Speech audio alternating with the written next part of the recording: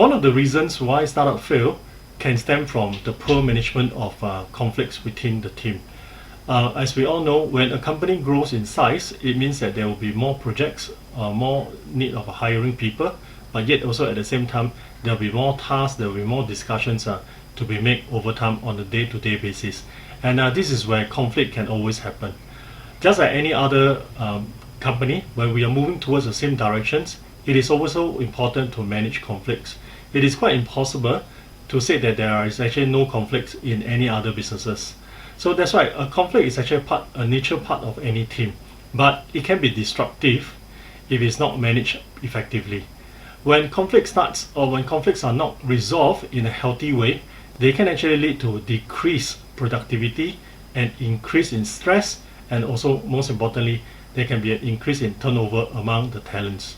As we all know, when in any companies, when you're running it, it is always important to make sure that conflict can be resolved as fast as possible and as soon, as it matters before it erupts into a bigger, more crisis stage. One of the most important things that you can do as a leader is to create a culture of open communication, and also an open communications with trust. This will help to prevent conflicts from arising in the first place.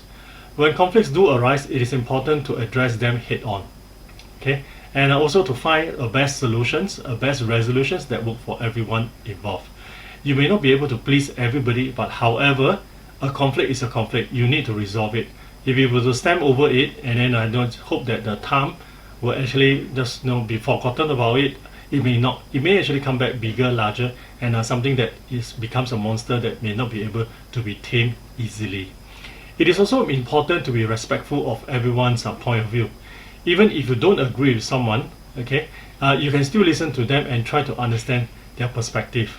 This will help to build trust and, of course, rapport, which will make it easier to resolve conflicts in the future. Some leaders prefer not to do it, prefer to just sweep it under the carpet and then hope that the problem will be gone over time.